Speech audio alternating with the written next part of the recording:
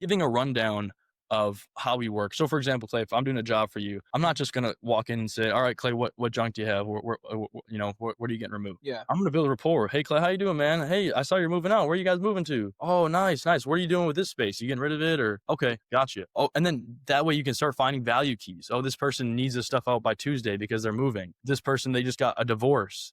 So they're in a very tough spot right now. They have to get this stuff moved out of here and they don't want to deal with it. And they're actually pissed off that they have to do this because it's reminding them of their ex whatever that they just broke up with, Yeah. or someone's grandma just died and they're dealing with this situation.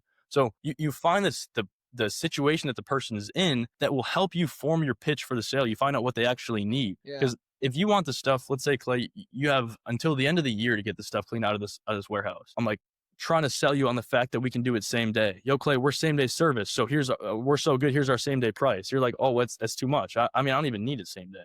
Yeah. But if I take a different approach on that and I understand, I say, I understand that you don't need the job done today. I'm going to find, my pitch is going to be different based on your value keys. Yeah. So finding out what the client actually wants, and then learning how to explain the pricing. Because even if I give you a super accurate quote and then you say, I don't understand that. Can you explain the weight fee on that?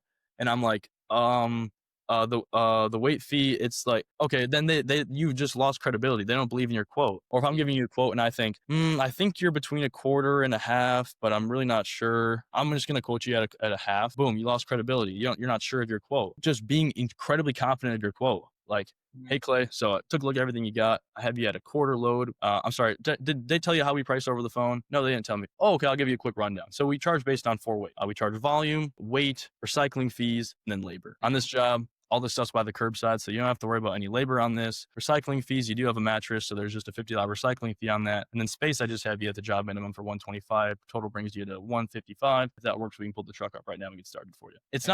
I'm not opening the question saying, does $300 work for you? Yeah. You're going to say, no, that's too much. Just treating every job not like a negotiation, treating it like you're giving a price for the services that we're offering, and you're going to properly explain every single price Yep. to where when you say that price, you say that fee and you explain it, they're like, okay, that makes sense. And then by the time you get to the end of your quote, there's nothing really for them to disagree with because you already went over everything with them. Yeah, no, for sure. No, that's really clear. I mean, talking about the different ways you charge and walking through each kind of line item there.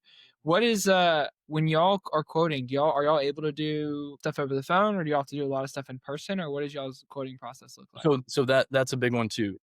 Initially we used to quote everything over the phone. So people would send us pictures and we would provide an estimate. And then until we had an agreed upon price, we wouldn't send a crew out there. We've Okay. totally flipped that model. We don't do any pricing over the phone. What we found out is that when we do pricing over the phone, you give a number and the client would say, all right, let me talk to my wife. I'll give you a call, let you know if that works. And then they would call another company. Hey, I just got a quote for 225. Can you guys beat that? Yeah, we'll do 224. All right, send the guys out. Yeah. And then you just lost a lead like that. You just lost a job because someone undercut you.